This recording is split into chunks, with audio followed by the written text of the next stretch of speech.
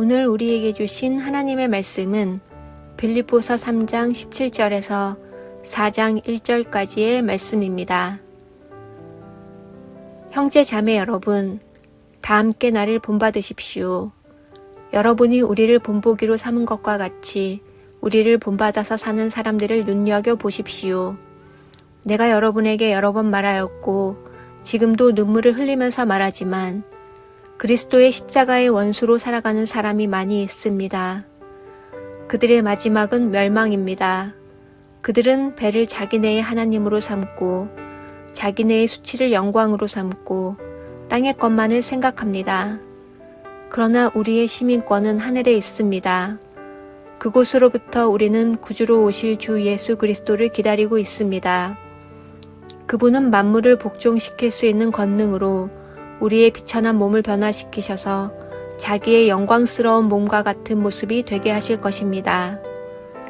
그러므로 사랑하고 사모하는 나의 형제 자매 여러분, 나의 기쁨이요 나의 면류관인 사랑하는 여러분, 이와 같이 주님 안에 굳건히 서 계십시오. 아멘. 하나님의 말씀입니다.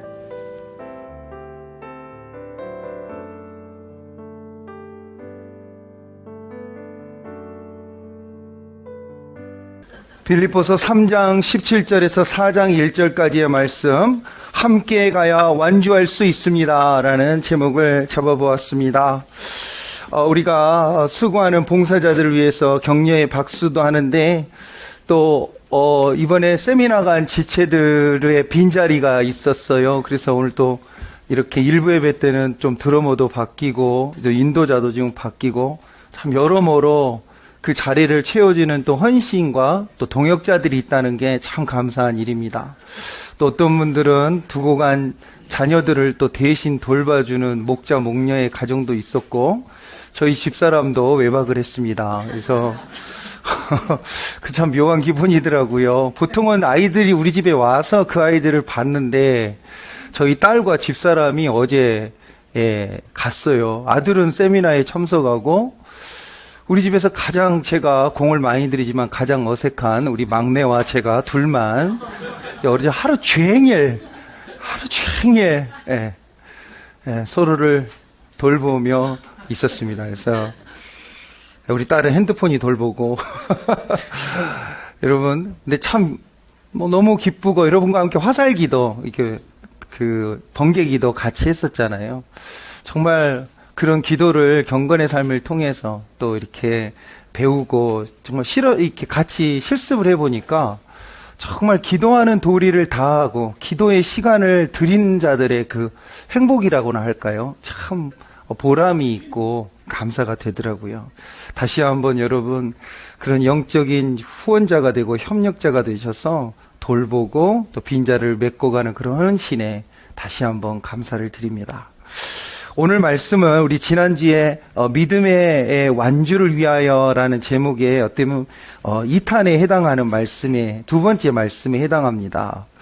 사실은 믿음의 완주를 위해서 지난주에는 개인적인 부분을 다뤘죠. 그게 뭐냐? 믿음을 완주하려면 구원받은 기억으로 완주할 수 있는 게 아니라고 그랬습니다. 은혜는 사실은 정말 잘 잊혀집니다. 생각보다 하나님을 만난 많은 이들의 체험이 있지만 그게 어떤 인간적인 체험과 차별이 없이 경험으로 끝나는 이유는 뭐냐면 바로 구원을 구원을 주신 우리 하나님의 소원과 목적에 대해서 어떻게 남은 인생을 채워야 되나, 그 부분에 대해서 답을 못 얻기 때문에 많은 사람들이 세상으로 채운다는 거죠. 그리고 교회에 댕기지만 실제 마음의 모델은 세상에 있는 경우가 많아서 제가 그런 말씀을 드렸죠. 구원받은 모든 인생은 구원받은 목적을 가지고 있을 때 완주할 수 있다는 겁니다.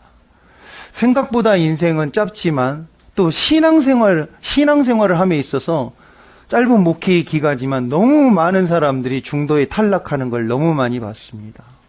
성경을 읽어도 보면 안심복음, 해병대 구원, 여러 가지 단 한 번의 일회성 효험으로 구원을 이해하는 사람들이 있지만 성경을 보면 많은 우려의 목소리와 많은 선지자와 그리고 사도들은 믿음의 완주를 권면하고 있었고, 사도 바울은 지난번에도 잡은 줄로 여기지 아니하고 가슴을 내밀면서 부르신 자의 그 부르심의 상을 기억하면서 그렇게 나는 감옥에 갇힌 순간에 은퇴가 훨씬 지난 그의 나이에도 달린다라는 표현을 우리에게 주었습니다. 그렇습니다. 구원받은 성도의 삶의 의미는 해탈이나 이제 초연, 때로는 도피라든가 이 한많은 세상 탈출이 아닙니다. 그것은 일반 세상 종교들의 이야기고, 부르신 자를 기억하는 기독교의 구원은 여러분 탈출이 아니라 탈출과 동시에 그런 하나님의 마음을 그대로 소원에 잇따아서 내가 누구랑 함께 아버지 앞에 서는 이 감격 있는 삶, 바로 그런 삶이 구원을 확대시켜가고 하나님의 소원에 참여하는 인생으로 우리 삶을 채울 때 우리에게 하늘의 공급이 끊이지 않게 될 줄 믿습니다. 여러분, 소명은 그래서 은혜를 담는 그릇이라고 말해줬습니다. 은혜가 기도원에 갔다 오고 여러 가지 집회를 통해서 했지만 실습하지 않고 실행해보지 않으면 여러분 그 은혜가 은혜로 새겨지지가 않고 금방 끝납니다. 그래서 말씀드렸죠. 어떤 사람은 수양에 산에 올라가서 기도원 가봐야 3일밖에 안 가니까 아예 안 간다라고 하는데, 그분들에게 대답 같은 이야기입니다. 은혜 받은 이유를 생각해 볼 때 은혜가 경험이 아니라 체험이 될 줄 믿습니다. 많은 사람들이 신앙의 경험은 있어도 오늘의 체험 없이 사는 사람들이 참 많은 경우가 왜 그러냐면, 구원받은 그 소명과 내가 이 은혜를 통해서 어떻게 살아야 할까 하는 그거 없기 때문입니다. 그래서 제가 그 방법으로 소명은 갑자기 하늘에서 뚝 떨어지는 어떤 그런 꿈과 계시로 나오는 게 아니라 작은 일에 주어진 일상에서 순종의 봄으로써 하나님이 공급해 주시는 기쁨과 또 자기 안에 성령이 깨닫게 해주시는 게 있다고 그랬죠. 그래서 일상 속에서 작은 순종들을 통해서 소명은 발견되어 가는 것이라 그렇게 말하면서, 다메섹 도상에서의 사도 바울의 소명은 아나니아에게 주어졌지 바울에게 주어지지 않은, 여러분 설교 처음 들으시나요? 네. 그래서 전 나름 엄청난 연구를 해가지고 나누는데, 여러분 바울의 다메섹 내가 이방인에게 보냄받았다라는 것은 어마어마한 작은 순종과 시행착오와 실패를 통해서 바울이 하나님의 방향을 나는 이방인의 사도라라고 정하는 것입니다. 오히려 이가 내 이름을 인하여 얼마나 핍박과 이방인들 앞에서 고난받을 것은 아나니아에게 아나니아가 안수를 거부하니까 아나니아가 이 종이 나의 사역자라는 걸 보여준 것입니다. 아나니아는 바울에게 가서도 말도 하지 않았습니다. 왜냐하면 여러분, 아직 미성숙한 사람에게 모든 걸 보여주는 거 오히려 부담이 된다고 그러면서 제가 스포츠 얘기도 했습니다. 하나하나 하나님은 한 걸음 한 걸음 인도해 주신 줄 믿습니다. 순종하는 사람에게 한 걸음 한 걸음 더 큰 것으로 보여주신다는 거예요. 지금 세미나 우리 지금 미국 가정교회 안에 이슈입니다. 주님의 마음교회 최다 인원을 보낸 거 아니냐. 그래서 12명 갔습니다. 그래서 이제 다음 주부터는 목장이 6개가 되는 겁니까? 분명히 전화가 올 겁니다. 그래서 이제 제가 어떻게 대답을 해야 될지 모르겠습니다. 제가 우왕정 하는 사이에 이렇게 많이 신청을 해가지고 많이 가게 되는데, 여러분 보십시다. 분명히 은혜 받고 있는 줄 믿습니다. 미래의 목자 목녀가 될 줄 믿습니다. 속으로 어떡하냐 걔들 이렇게 그런 생각 지금 또 여러분, 그거 우리 안 갔다고 좋아할 거 하나도 없습니다. 이따 들어보십시다. 근데 주님 안에서 그 지체들이, 여러분 제가 일부 예배 때도 있지만 두 분은 이제 큰일 났다고 그랬죠. 이제 목장에서 4명 갔죠. 근데 이제 만일에 분가가 안 되고 4명이 거기를 이제 그 휴스턴 원주 아닙니까? 거기서 보고 왔어요. 자, 이제 그러면 어떻게 될까요, 그들이? 큰일 났네, 이제. 큰일 났어. 눈이 높아져가지고. 그동안 안기만 안 보라 목자 목녀님이 최고였고, 최고의 인도자였고, 근데 이제 먹고 왔거든요. 보고 왔거든요. 이게 이제. 그래서 제가 늘 실행하고 순종할 사람을 보내야지 교양 과목으로 그냥 두루두루 언제 쓸지 모르 이런 식으로 보냈다가 힘들어지는 경우가 다른 교회에 있더라고요. 그래서 우리 교회는 얻게 하려고 제가 늘 그런 건데 그냥 은혜가 충만해서 이렇게 한꺼번에 등록할 줄 몰랐어요. 근데 기도 많이 하시고 분가를 빨리 시켜버리시길 바랍니다. 왜냐하면요, 우리가 영적 비만이 걸립니다. 요즘 시대에 설교가 부족해서 설교자가 모자라서 여러분 성도들이 연약해지고 은혜가 없는 게 아닙니다. 요즘 복음이 어디 부족해서 전기가 안 통해가지고 여러분 소식을 못 들어서 신앙이 없는 걸까요? 그게 아니라 예수님의 은혜를 받고 그 은혜를 직접 그 말씀이 그런가 하여 삶 속에 실천해 보면서 주여 주여 하는 자로 끝나지 않고 반석 위에 세운 그 말씀을 듣고 실천해 보고 실행해 볼 때 은혜가 영원한 하나님의 체험과 감격으로 우리 삶에 새겨지는 줄 믿습니다. 헌신으로 이어질 때 은혜가 체질화됩니다. 그래서 두 번째는 그래서 지난주에 믿음의 완주를 위해서 그래서 이런 마음으로 소명을 발견하고 나면 지난날의 모든 과거, 내 실수와 실패, 절망까지도 다 주님 안에서 해석이 되므로 오늘 하나님 앞에 남은 살아간 여생에 대한 그 소명과 사명이 있기 때문에 나는 이렇게 좀 섬기며 이런 일을 하며 살아야겠다. 하나님 앞에 목적이 딱 생기면요, 나는 이런 부분을 섬겨야겠다라고 생각이 들면 지난날의 모든 그 민망스러웠던 나의 연약한 선택과 실패들은요, 전부 미래를 살아가고 오늘 사역에 양분이 되는 줄 믿습니다. 아팠던 분들은요, 반드시 환자들에 대한 긍휼한 마음이 있을 수밖에 없습니다. 가정이 힘들고 어두웠던 분들은요, 가정적으로 힘들다고 하는 지체들을 좀 더 오래 들어줄 수 있는 능력이 그들 안에 있습니다. 그래서 우리 안에 소명이 있을 때 지난날의 상처는 오늘의 사명에 도움이 되는 줄 믿습니다. 그래서 과거가 해석이 되는 것은 오늘 그리스도 안에 있다는 것으로 끝나지 않고 그리스도 안에 주님의 나라와 영광을 위해서 그렇게 살아가려고 하면 지난날의 모든 것이 여러분 소망의 과정이라고 해석이 그렇게 긍정적으로 변합니다. 죽어도 돌아가기 싫다. 죽어도 그때만 생각하면 치가 떨린다. 이런 말들은 이제 안 믿는 사람들의 상처, 트라우마지 믿는 자들은 다 하나님의 뜻이 있었기에 우리는 오히려 과거를 통해서 과거가 오늘의 사역에 도움이 된다는 겁니다. 예수를 믿고 나면 기억상실이 되는 게 아닙니다. 지난날의 아픔이 어떻게 잊혀집니까?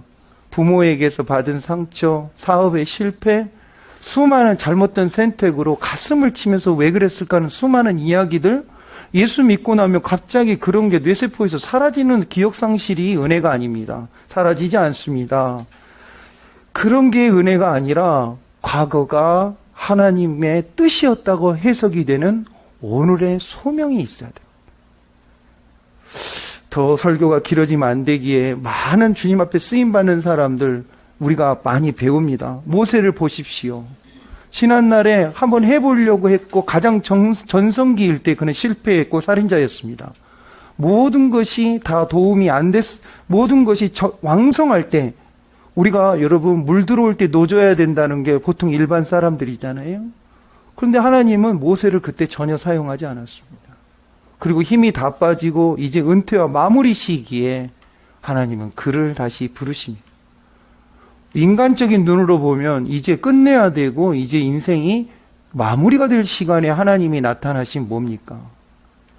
너의 힘으로 하는 게 아니라 나의 힘으로 하는 것이고 너의 준비됨으로 하는 게 아니라 나의 사용에 달렸다는 걸 모세에게 알려주면서 정작 주님의 사역은 우리의 천재적인 선택이라든가 타이밍 감각이라든가 여러분 그런 게 아니라 주님 앞에서 순종하는 그 순간 지난날의 실패마저도 하나님이 보시기에 선한 것이 될 줄 믿습니다. 그래서 오늘은 그렇게 지난번에는 그렇게 구원받은 인생은 목적을 가지고 있다는 소명, 그리고 그 소명이 있으면 과거가 다 이제 버려도 될 만해서 버린 게 아니라 잊혀지는 게 아니라 소명 때문에 해석이 되니까 과거를 뒤로 하고 미래를 바라볼 수 있는 힘이 거기서 나온다. 그 얘기를 드렸어요. 이게 개인적인 주님을 만난 자들의 완주할 수 있는 비결입니다. 이 체험이 없으면 신앙생활을 완주할 수가 없습니다. 오늘은 여러분 그런 개인적인 완주의 덕목을 갖춘 사람에게 이제 또 다른 한 측면을 제시하는데 그게 뭐냐면 복음을 듣고 예수를 믿어 우리 인생 믿음의 경주자로 완주하기 위해서 하나의 다른 측면을 제시하는데 그게 바로 공동체적인 영역입니다. 17절 읽어보니까 형제자매 여러분 다 함께 나를 본받으십시오. 여러분이 우리를 본보기로 삼은 것과 같이 우리를 본받아 사는 사람들을 눈여겨보십시오. 영어로 하면 Join with others in following my example, brothers, and take note of those who live according to the pattern we gave you. 이거 보면요. 영어로 보면 내가 본을 보여준 그 본을 따르는 다른 사람들의 join하라. 그 다음에 take note. 주의하여 보라. 누구를 보냐? 바로 내가 본을 보여준 아까 그 본, 또 우리 공동체, 선교단, 복음 전도자들이 보여준 패턴이 있다는 거예요. 여러분 패턴이 뭔지 아시죠? 패턴이요. 네, 패턴. 패턴이 뭡니까? 이렇게 디자이너가 하면 그걸 헝겊에다 대고 제가 좀 무식합니다만 이렇게 쭉 그려서 그걸 가위로 해서 박음질하면 옷이 안 되죠 원래는. 근데 패턴은 뭐냐면 기본적으로 디자인을 이렇게 따라서 하면 기초가 이루어지는 그런 겁니다. 그러니까 우리가 너희들에게 복음을 전하면서 복음이 단순한 소리, 사운드가 아니라 보이스로 끝나는 게 아니라 복음은 반드시 복음을 전하는 자의 섬김과 여러분 그 섬김의 모양새가 복음을 담는 그릇이 될 때만 역사가 일어난다고 여러 차례 말씀드렸습니다. 그 패턴을 본받고 있는 다른 따르고 있는 제자들의 그런 삶의 조인하라는 겁니다. 결국 이 말은 교회, 공동체, 복음을 듣고 복음대로 살아보는 사람에게 사람을 눈여겨보고 그들의 삶을 우리도 따라해본다는 것입니다. 사랑하는 여러분, 함께 가야 완주할 수 있습니다. 그 이유는 뭐냐면 보고 배우는 건강한 모델이 공동체에 있기 때문인 줄 믿습니다. 바울은 자신의 모습을 따라 사는 성도들의 삶에 참여하라고 도전합니다. 여러분, 우리가 왜 주님의 말씀을 듣고 주님의 말씀을 직접 듣고 기도하고 성령에 임하는데 깨달음이 있는데 우리가 여러분 그 노력해서 살아보려고 하는데 잘 안 됩니다. 쉽지 않아요. 엄청난 갭이 있습니다. 예수 그리스도는 2000년 전에 고대에 어떤 그의 삶을 오늘 그대로 적용하려고 하는데 그게 됩니까? 쉽지 않죠. 근데 이게 되는 방법이 딱 하나 있습니다. 와, 이렇게까지는 힘들겠다. 와, 이렇게까지 이러고 망설이고 있을 때 나도 해야겠다. 나도 할 수 있다고 하는 순간이 있습니다. 그게 누구냐? 이런 모델을 보고 결단해서 사는 옆 사람을 봤을 때. 옆 사람 보십시오. 예. 째려보십시오. 옆 사람이 하는데 내가 못해? 이런 생각이 안 드십니까? 여러분, 이게 뭐냐면요. 그리스도를 직접 보고 따르면 좋은데 항상 우리의 신앙, 교회가 2000년 동안 이렇게 전속할 수 있는 비결은 뭐냐면 그리스도가 성령 하나님에게 모든 성도들에게 그 마음을 주시고 중요한 건 우리는 보고 배우는 과정 중에 지금 예배의 자리에 있는 줄 믿습니다. 우리는 지금 보고 배우는 거예요. 그래서 우리 진혁 형제는 민정자매와 함께 결혼하고 본을 보이고 계시는 줄 믿습니다. 내가 따로 물어봐야지. 여러분, 이게 오늘날 우리가 신앙생활을 할 때 가장 큰 도전과 모델은 뭐냐면 그리스도를 교회에 오면 사람 보지 말고 그리스도를 봐라. 자기도 못 보면서. 그렇게 말하는 게 아니라겠죠. 우리가 그리스도의 본이 되어서 그들 앞에 살아가며 그런 배우는 모델이 회사에도 있고 직장에도 있고 여러분 학교에도 있고 어느 단체에도 있을 수 있지만 그래도 하나님께서 오늘 이 말씀을 통해 말씀하는 게 뭐냐면 나의 복음을 듣고 그 복음대로 살아보려는 사람들이 있다는 거예요. 이 말씀을 준비하면서 얼마나 행복이 좀 저 안에 솟아났어요. 그게 뭐냐면 가만히 생각해 보니까 우리 교회는 어찌하든지 순종함으로 그리스도처럼 그리스도와 비슷하게라도 말씀에 순종하여 살아보려는 사람이 많이 있는 줄 믿습니다. 아멘. 많이 있어요. 하나만 있어도, 한 명만 있어도 정말 보기에 부족함이 없는데 꽤나 많습니다. 우리가 그런 삶을 살아가는 사람들의 모습을 보고 배울 수 있는 모델들이 교회에 있고 목장에 있다는 것입니다. 그래서 우리가 신앙생활을 완주하려면 그런 모델들이 필요한데, 그런 모델들이 바로 공동체에 있기 때문입니다. 사도 바울은 주님 안에서 우리가 신앙생활을 할 때 이런 원리를 성경 여러 곳에서 말했습니다. 여러분, 사람이 거듭나면 영적인 신생아가 됩니다. 그렇죠? 거듭났다가 갑자기 신앙생활 30년 한 사람의 성숙을 갖기는 힘듭니다. 이제 막 예수님을 믿은 사람은 우리가 신생아가 태어나면 가장 필요한 게 뭘까요? 신생아에게 가장 절실한 거. 네. 지묘자매님 벌써 성숙하셨어요. 일부 예배 때는 가족이라고 안 했는데. 네. 근데 여러분, 가족입니다. 가족. 신생아에게 필요한 것은 뭐 드넓은 저택이라든가 자동차가 아닙니다.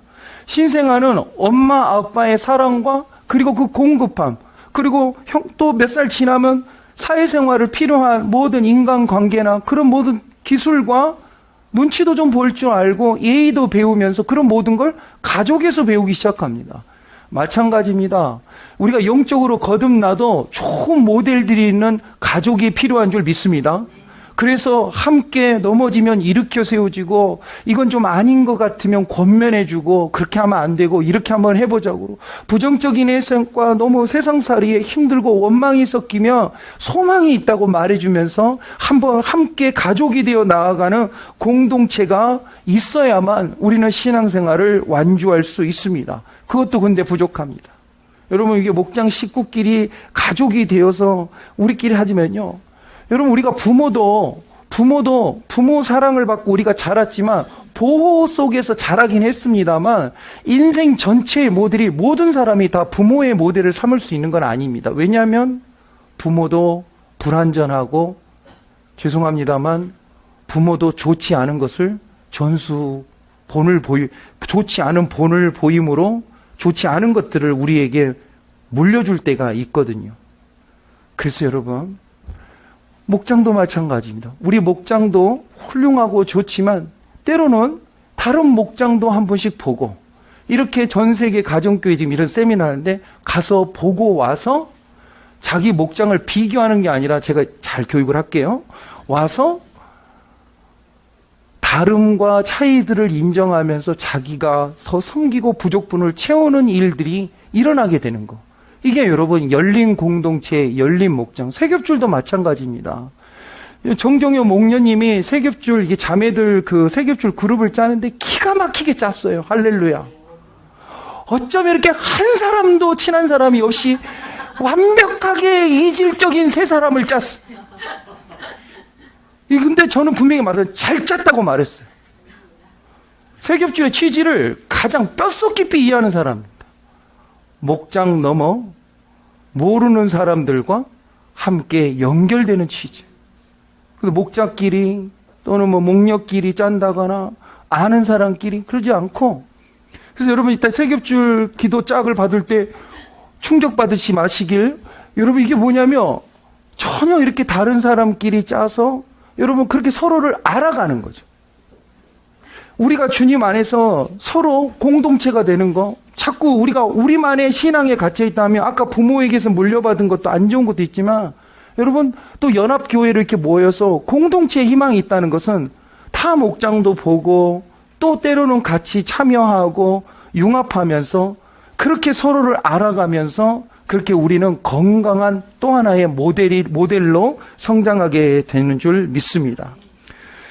여러분, 그래서 우리 목장 점심 때 꼭 제가 일부 예배 봉사 안 하면서 일부 예배만 드리고 집에 가버리지 말라고 늘 말합니다. 왜냐하면 아직 우리 교회는 일부 예배는 봉사자 성격이 강해야 되고, 또 일부 예배만 그냥 소비하고 그냥 집에 가버리고 이 긴 주일을 어떻게 보내시려고 그렇게 일부 예배만 드리고 하시는지 모르겠는데, 일부 예배를 드렸더라도 어떻게 좀 봉사 좀 하다가 2부 때 연합 예배의 목장 친교를 꼭 해야 됩니다. 저는 여기까지 예배라고 분명히 새가족반부터 가르치고 있습니다. 왜냐하면요, 우리 목장 볼 뿐만 아니라 연합교회 목장을 봄으로써 또 거기서 모델을 발견할 수 있기 때문인 줄 믿습니다. 안 그럽니까? 예. 다 눈치껏 보면, 저 싸웠네. 뭐 분위기가 좀 그러네. 다 아는 거예요. 그러면서 또 좋은 모델과 헌신의 모델들을 우리가 거기서 발견하는 겁니다. 여러분, 근데 주님 안에서 그런 모델, 본이 된다는 것은 무엇을 말할까요? 많은 부분들이 본이 된다는 걸 너무 헤비한 무게로 본이 된다는 것을 그렇게 하는데, 본이 되는 모습은 예수 그리스도, 우리 주님의 본이 있는 줄 믿습니다. 여러분, 본이 된다는 것은 삶 전체가 완벽하다는 말이 아닙니다. 진짜 본이 된다는 것은 샘플을 보여주는 겁니다. 예수님이 발 씻은 그 장면, 요한복음 13장 말씀 다시 한번 읽어보는데, 한번 읽어봅시다. 13장 14절에서 15절 같이 읽어볼까요? 14절에서 15절 시작. 주이며 선생인 내가 너희의 발을 씻겨주었으니 너희도 서로 남의 발을 씻겨주어야 한다. 자, 보십시오. 주이며 선생인 너희는, 이 말은 동등하지 않다는 거죠. 상전이라는 거죠. 근데 상전이 너희의 발을 씻겨 주었으니, 그러니까 예수님께서 한마디로 자기의 희생이 남다르다는 얘기를 하신 겁니다. 잘 들어보세요. 너희도 서로, 하물며 내가 이렇게 낮아져 섬겼으니 너희끼리는 동등하지만 너희도 동등함이 권리가 아니라 뭐라고 그랬죠? 순종의 기회로 삼는 거죠. 너희도 서로, 세상 논리는 너나 나나 동등하다는 건 여러분 누군가에게 순종하거나 섬길 이유가 없어지는 겁니다. 동등한. 네가 높고 내가 높고 네가 낮으면 네가 나를 섬겨야 돼, 이런 논리죠. 동등하면요 항상 아무도 안 해도 되고 강요도 있을 수 없고, 그런 그 시소탁이라고 제가 지난번에 말을 했죠. 이 동등함이 참 문제가 됩니다. 세상은 이 동등함 때문에 아무것도 할 수가 없습니다. 너희도 동등하지만 서로 남의 발을 씻겨줘야 한다. 그 이유는 뭐냐면, 내가 이 동등함뿐만 아니라 내가 더 월등히 높은 사람인데 이런 걸 깨고 발을 씻어 주었다는 거죠. 잘 들어봅시다. 15절 시작. 내가 너희에게 한 것과 같이 너희도 이렇게 하여라고 내가 뭘 보여준 것이다? 여러분, 예수님은 공생애 3년 동안 제자들의 발을 몇 번 씻어 주셨습니까? 요날 한 번 씻어 주셨어요. 그럼 봅시다. 내가 너희의 발을 씻겨준 것 같이 너희도 서로 남의 발을 씻겨주는 사람, 이 말이 평생 발 씻는 사람, 문자적으로 발 씻는 사람이 되라는 뜻 아니란 거 아실 겁니다.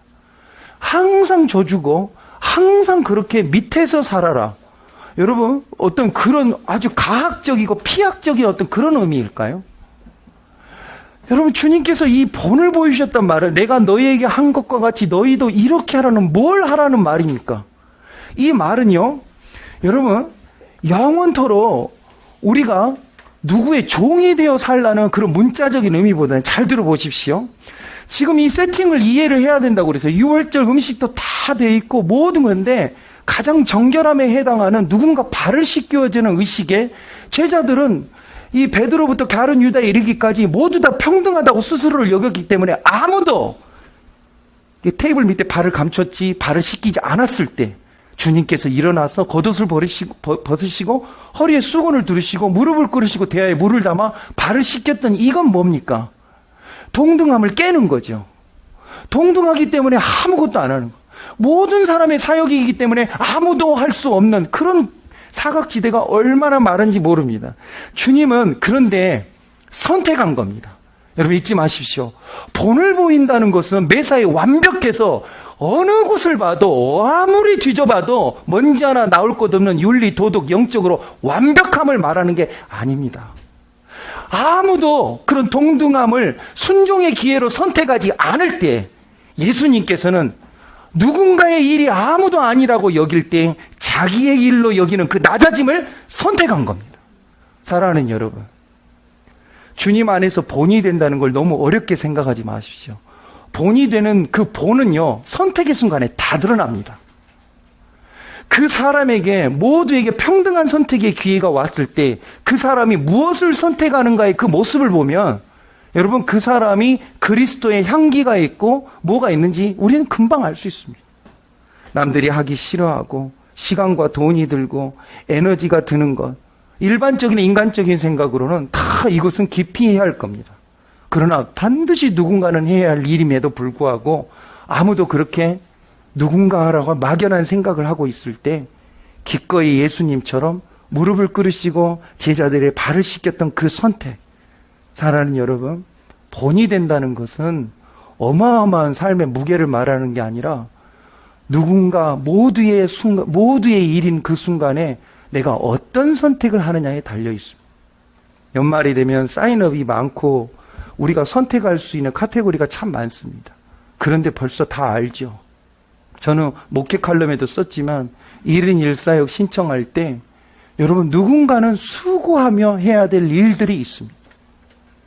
교회가 수많은 이래야 저래야 된다, 믿음은 이래야 된다, 수많은 우리의 노을, 그 기준을 자기 많은 사람들이 갖고 있는데 저는 그분들에게 한번 여쭙고 싶습니다. 당신의 삶의 선택은 그래서 무엇을 선택하시는가요? 누구를 비판하기 전에, 뭔가 잘됐다 잘못됐다 전에 우리의 선택은 그리스도의 선택을 닮았습니까? 본이 된다는 것, 선택의 순간에 낮은 자리로 내려가는 선택을 하는 겁니다. 수많은 음식의 종류가 있지만 정말 힘들겠다, 비용이 많이 들겠다, 시간이 많이 들겠다, 수많은 이런 평등한 것처럼 보이지만 우리 모두가 하나님 안에서 그리스도에서 또 이거 한 말씀 얘기하면서도 행복해진 것은 여러분 그거 아셔요? 우리 교회는 굳은 선택, 힘들고 어려운 선택의 순간에 정말 뛰어와서 가장 먼저 선택하는 사람들이 너무 많다는 겁니다. 할렐루야. 그래서 우리 교회는 은혜도 선착순입니다. 왜냐하면 힘들고 어려운 그런 부분들 지금까지 하나님이 은혜 주셔서 우리 성도들 선택마다 누가 힘들고 연약한 사람들이 할 선택 있지만 성숙함이란 건 그겁니다.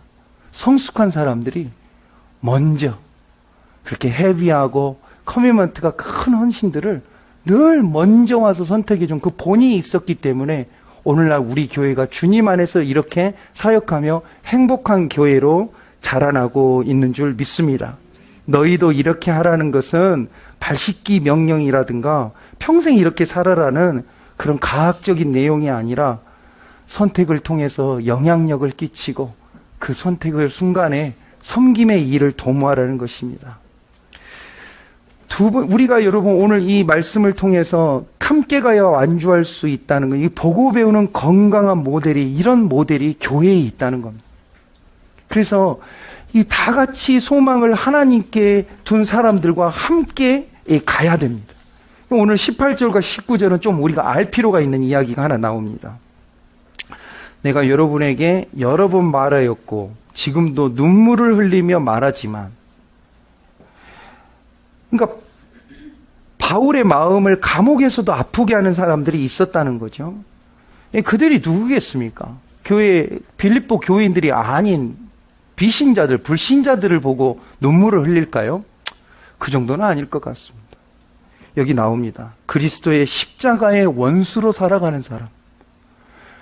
참 과격한 말이죠. 십자가의 원수라는 것은 아직도 예수님을 십자가에다 못 박고 있는 사람들이라. 예수님을 가슴 아프게 하는 십자가의 원수로 살아가는 사람들이 많이 있습니다. 19절 보니까 그들의 정체가 나오는데 이렇게 나옵니다. 여러분, 십자가의 원수는 십자가를 아는 사람이고 그것은 교회 안에 있을 수 있다는 말이에요. 참 가슴 아픕니다. 근데 이게 어떤 사람이냐면 그냥 다행히 알려주십니다. 그들의 마지막은 멸망이나 완주하지 못할 사람들이라는 거. 누구냐? 첫 번째, 그들은 배를 자기네의 하나님으로 삼는 사람들. 신앙생활을 함에 있어서 배가 자기의, 이 배는 욕망을 상징합니다. 성경적으로 배는 육신의 욕망입니다. 성적 쾌락이라든가 명예라든가 자랑이라든가 그런 그게 뭡니까? 그런 육신적인 편리를 구하는, 그냥 자기가 하나님인 사람이 꿈꾸는 그런 편리를 말합니다. 욕망, 배를 자기의 하나님으로 삼고 주인이신 하나님을 기쁘게 해드리는 게 아니라 자신의 욕구와 욕망이 목표인 사람들, 그게 자기 안에 갇혀있는 전형적인 한 사람이고, 두 번째는 자기네의 수치를 영광으로 삼는다. 어떻게 이런 사람이 있을 수 있나 싶지만 빌립보 교회 안에 이런 모델을 얘기합니다. 수치스럽다. 이 말은 민망하고 창피한 일인데 자기만 모른다는 거예요. 그러면서 너무 그런 것들을 그냥 그런갑다 하고 사는 사람, 영광으로 삼고. 세 번째는 땅의 것만을 생각한다. 그렇게 나옵니다. 땅의 것 뭡니까?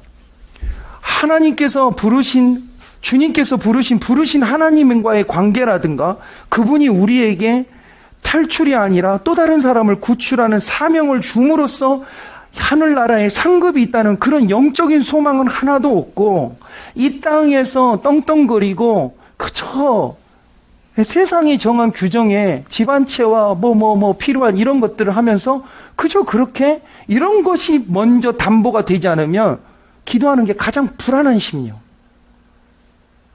주님을 온전히 믿음으로 한 번도 내려놓은 적이 없이 꼭 부여잡고 한결같이 턱 내려놓은 이 내려놓음 없이 땅의 것을 꼭 이렇게 담보로 움켜 쥐어야만 불안하지 않은 그 심령으로 살아간다는 거예요.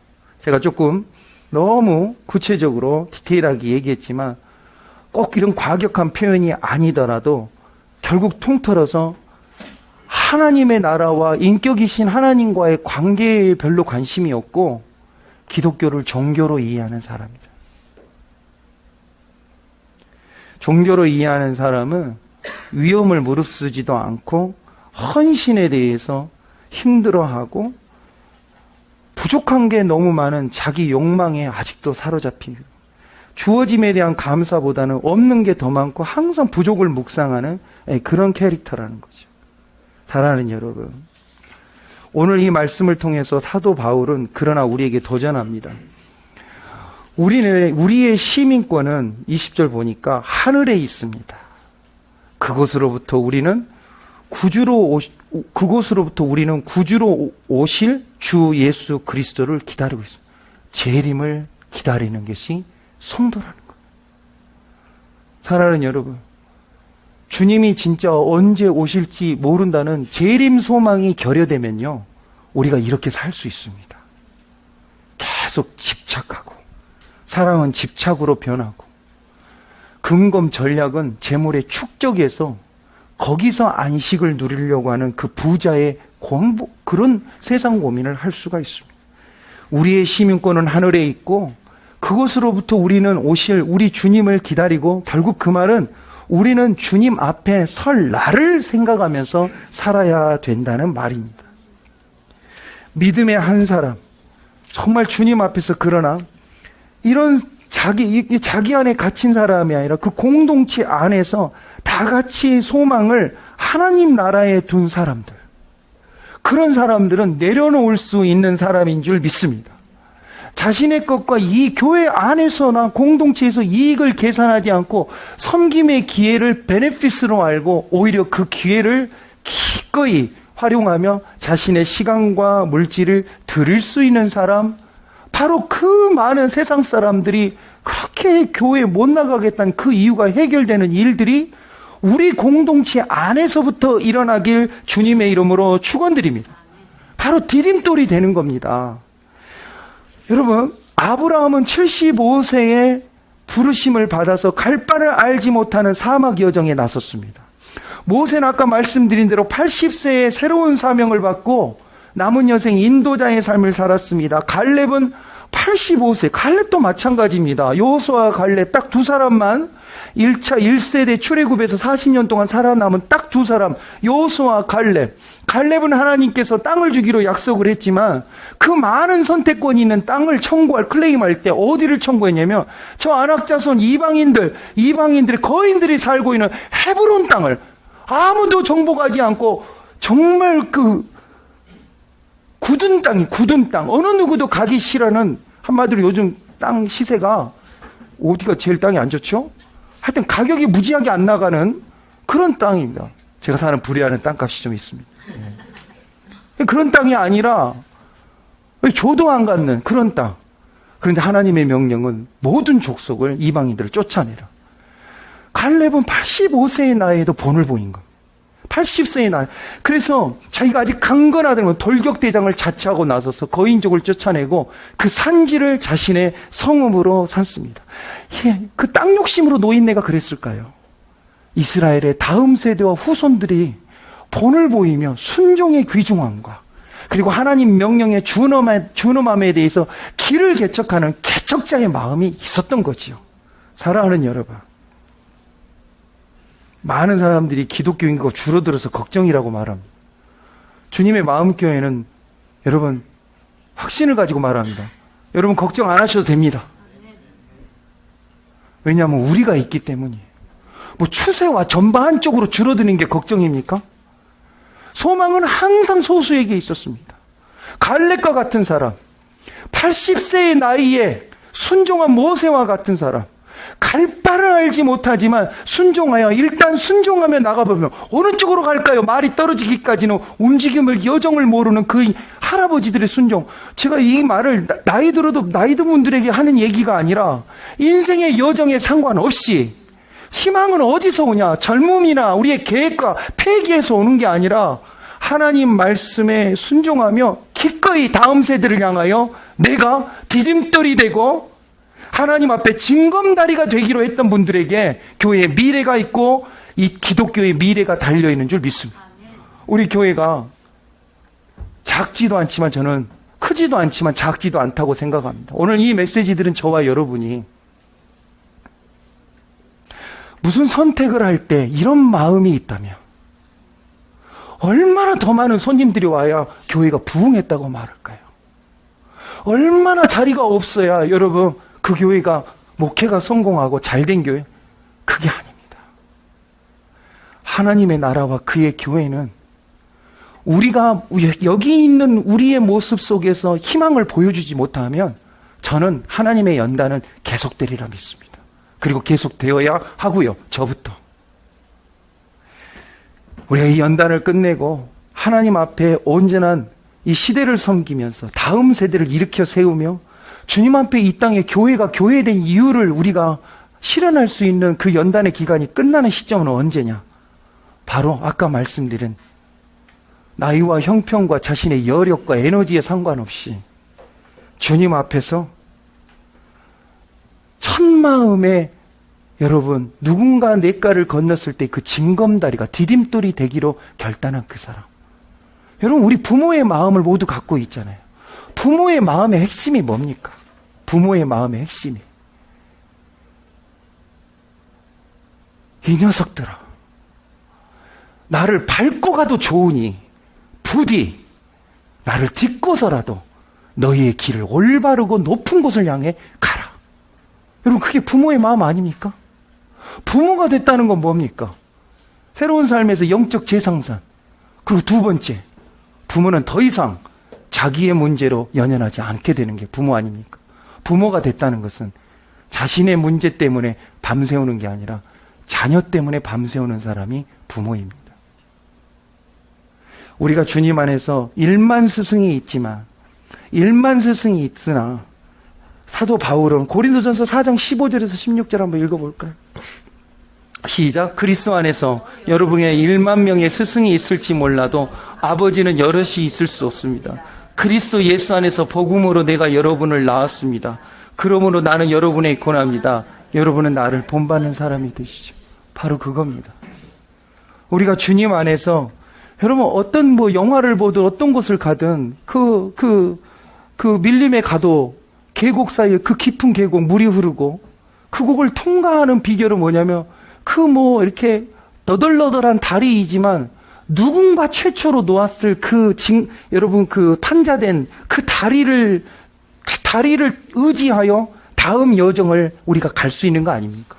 여러분 혹시 그런 경험 있어요? 수학여행이나 어디 뭐 이렇게 이제 수학여행은 요즘 그렇게 안 가죠. 근데 저 때는 그런 것 같아요. 어디 뭐 공원 같은 데 가면 냇가를 건너는데 꼭 보면 큰 무거운 바위를 누가 이렇게 깡총깡총 뛰어갈 수 있는 징검다리로 누가 놨다는 겁니다. 누가 놨을까요? 네, 잘 보시죠. 근데 그 먼저 하는 사람은 발에 물을 묻혀야 되나요? 안 묻혀야 되나요? 더 많은 사람이 필요한 게 아니라 우리가 주님 안에서 올 연말을 2023년을 어떻게 맞이할 것인가? 또 그렇게 비슷한 2022년에 하나 보탠 23년이 아니라 여러분, 우리가 자녀들을 향하여, 다음 세대를 향하여 이 시대의 교회가 어둡다고, 기독교인과 죽는다고 우리 영혼 없는 걱정할 필요 없어요. 그게 아니라 저와 여러분이 물속에 들어가 누군가 다음 세대가 올 길을 예비하는 선구자, 개척자의 마음으로 그곳에 뛰어들면 문제는 그 다음부터 해결되는 겁니다. 그러나 선을 행하다가 고난을 당하면서 참으면 그것은 하나님께 보시기에 아름다운 일입니다. 바로 이것을 위하여 여러분은 부르심을 받았습니다. 그리스도께서 여러분을 위하여 고난을 당하심으로 여러분이 자기의 발자취를 따르게 하시려고 여러분에게 본을 남겨 놓으셨습니다. 기도하시겠습니다.